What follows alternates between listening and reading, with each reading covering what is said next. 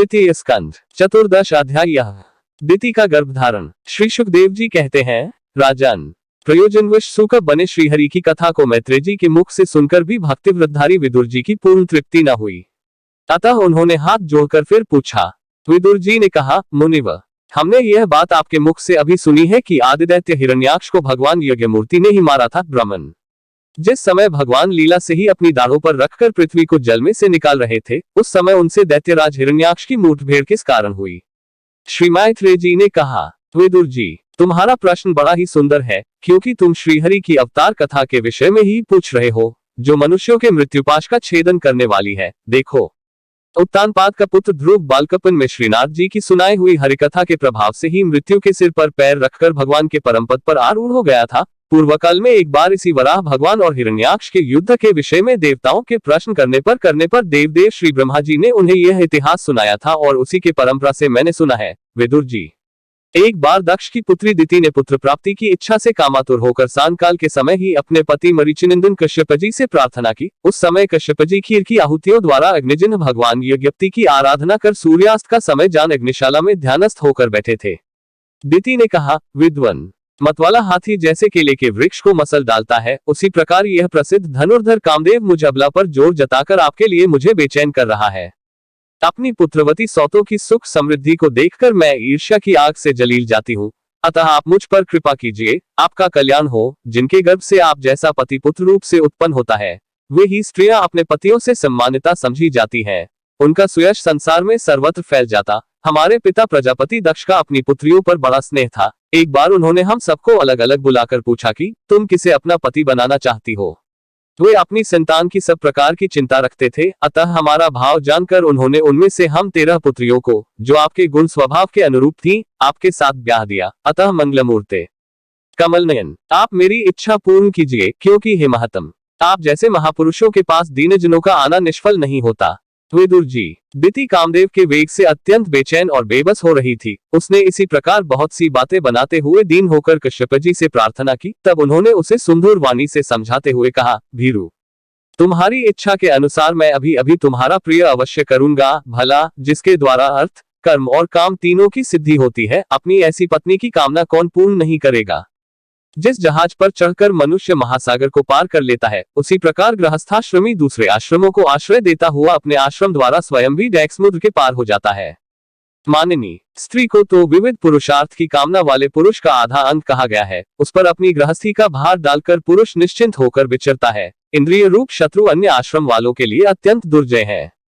किंतु जिस प्रकार किले का स्वामी सुगमता से ही लूटने वाले शत्रुओं को अपने अधीन कर लेता है, उसी प्रकार हम अपनी विवाहिता पत्नी का आश्रय लेकर इन इंद्रिय रूप शत्रुओं को सहज में ही जीत लेते हैं। गृहेश्वरी, तुम जैसी भार्या के उपकारों का बदला तो हम अथवा और कोई गुणग्राही पुरुष अपनी सारी उम्र अथवा जन्मांतर में भी पूर्ण रूप से नहीं चुका सकते। तो भी तुम्हारी इस संतान प्राप्ति की इच्छा को मैं यथाशक्ति अवश्य पूर्ण करूंगा। परंतु अभी तुम एक मुहूर्त ठहरो, जिससे लोग मेरी निंदा न करें। यह अत्यंत घोर समय राक्षसादि घोर जीवों का है और देखने में भी बड़ा भयानक है। इसमें भगवान भूतनाथ के गण भूत प्रेतादि घूमा करते हैं। साध्वी, इस संध्या काल में भूत भावन भूतपति भगवान शंकर अपने गण भूत प्रेतादि को साथ लिए बैल पर चढ़कर विचरा करते हैं, जिनका जटाजूट श्मशान भूमि से उठे हुए बवंडर की धूलि से धूसरित होकर देदीप्यमान हो रहा है, तथा जिनके सुवर्ण कांति में गौर शरीर में भस्म लगी हुई है। वे तुम्हारे देवर श्वशुर महादेव जी अपने सूर्य, चंद्रमा और अग्निरूप 3 नेत्रों से सभी को देखते रहते हैं। संसार में उनका कोई अपना या पराया नहीं है, न कोई अधिक आदरणीय और न निंदनीय ही है। हम लोग तो अनेक प्रकार के व्रतों का पालन करके उनकी माया को ही ग्रहण करना चाहते हैं, जिसे उन्होंने भोग कर लात मार दी है। विवेकी पुरुष अविद्या के आवरण को हटाने की इच्छा से उनके निर्मल चरित्र का गान किया करते हैं। उनसे बढ़कर तो क्या, उनके समान भी कोई नहीं है और उन तक केवल सत्पुरुषों की ही पहुंच है। यह सब होने पर भी वे स्वयं पिशाचों का सा आचरण करते हैं। यह नर शरीर कुत्तों का भोजन है। जो अविवेकी पुरुष आत्मा मानकर वस्त्र, आभूषण, माला और चंदनादि से इसी को सजाते संवारते रहते हैं, वे अभागे ही आत्माराम भगवान शंकर के आचरण पर हंसते हैं। हम लोग तो क्या, ब्रह्मादि लोकपाल भी उन्हीं की बांधी हुई धर्म मर्यादा का पालन करते हैं। वे ही इस विश्व के अधिष्ठान है तथा यह माया भी उन्हीं की आज्ञा का अनुसरण करने वाली है। ऐसे होकर भी वे प्रेतों का सा आचरण करते हैं। अहो, उन जगत व्यापक प्रभु की यह अद्भुत लीला कुछ समझ में नहीं आती। मैत्रेय जी ने कहा, पति के इस प्रकार समझाने पर भी कामातुरादिति ने वेश्या के समान निर्लज होकर ब्रह्मर्षि कश्यप जी का वस्त्र पकड़ लिया। तब कश्यप जी ने उस निंदित कर्म में अपनी भार्या का बहुत आग्रह देख देव को नमस्कार किया और एकांत में उसके साथ समागम किया। फिर जल में स्नान कर प्राण और वाणी का संयम करके विशुद्ध ज्योतिर्मय सनातन ब्रह्म का ध्यान करते हुए उसी का जप करने लगे। विदुर जी, दिति को भी उस निंदित कर्म के कारण बड़ी लज्जा आई और वह ब्रह्मर्षि के पास जा सिर नीचा करके इस प्रकार कहने लगी। दिति बोली, ब्राह्मण, भगवान रुद्र भूतों के स्वामी हैं, मैंने उनका अपराध किया है, किंतु वे भूत श्रेष्ठ मेरे इस गर्भ को नष्ट न करें। मैं भक्तवान शकल पतरु उग्र एवं रुद्ररूप महादेव को नमस्कार करती हूँ। वे सत्पुरुषों के लिए कल्याणकारी एवं दंड देने के भाव से रहित हैं, किंतु दुष्टों के लिए क्रोध मूर्ति दंड पानी है। हम स्त्रियों पर तो व्याध भी दया करते हैं, फिर वे सतीपति तो मेरे बहनोई और परम कृपालु हैं, अतः वे मुझ पर प्रसन्न हो। श्री मैत्रेय जी ने कहा, विदुर जी, प्रजापति कश्यप ने सांकालीन संध्या वंदनादि कर्म से निवृत्त होने पर देखा कि दिति थर थर कांपती हुई अपनी संतान की लौकिक और पारलौकिक उन्नति के लिए प्रार्थना कर रही है। तब उन्होंने उससे कहा, कश्यप जी ने कहा, तुम्हारा चित्त कामवासना से मलिन था, वो समय भी ठीक नहीं था और तुमने मेरी बात भी नहीं मानी तथा देवताओं की भी अवहेलना की। अमंगलमयी चंडी, तुम्हारी कोख से दो बड़े ही अमंगलमय और अधम पुत्र उत्पन्न होंगे। वे बार बार संपूर्ण लोक और लोकपालों को अपने अत्याचारों से रुलाएंगे।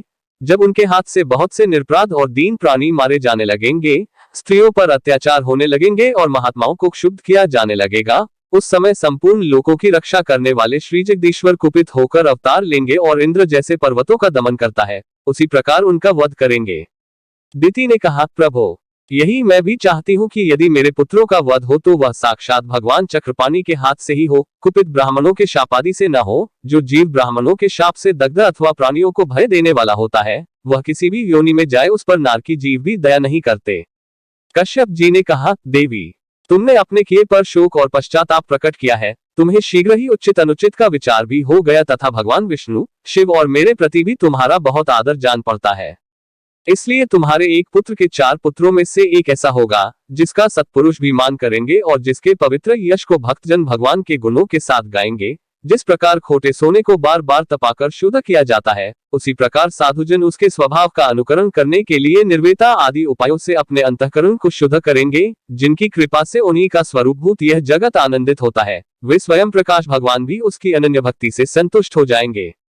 दिति, वह बालक बड़ा ही भगवत भक्त, उदार हृदय, प्रभावशाली और महान पुरुषों का भी पूज्य होगा तथा प्रौढ़ भक्तिभाव से विशुद्ध और भावान्वित हुए अंतःकरण में श्री भगवान को स्थापित करके देहाभिमान को त्याग देगा। वह विषयों में अनासक्त, शीलवान, गुणों का भंडार तथा दूसरों की समृद्धि में सुख और डैक में डैक मानने वाला होगा। उसका कोई शत्रु न होगा तथा चंद्रमा जैसे ग्रीष्म ऋतु के ताप को हर लेता है, वैसे ही वह संसार के शोक को शांत करने वाला होगा, जो इस संसार के बाहर भीतर सब और विराजमान है। अपने भक्तों के इच्छानुसार समय समय पर मंगल विग्रह प्रकट करते हैं और लक्ष्मी रूप लावण्य मूर्ति ललना की भी शोभा बढ़ाने वाले हैं तथा जिनका मुखमंडल झिलमिलाते हुए कुंडलों से सुशोभित है, उन परम पवित्र कमल नयन श्रीहरि का तुम्हारे पौत्र को प्रत्यक्ष दर्शन होगा। श्री मैत्रेय जी कहते हैं, विदुर जी, दिति ने जब सुना कि मेरा पौत्र भगवान का भक्त होगा, तब उसे बड़ा आनंद हुआ तथा यह जानकर कि मेरे पुत्र साक्षात श्रीहरि के हाथ से मारे जाएंगे, उसे और भी अधिक उत्साह हुआ।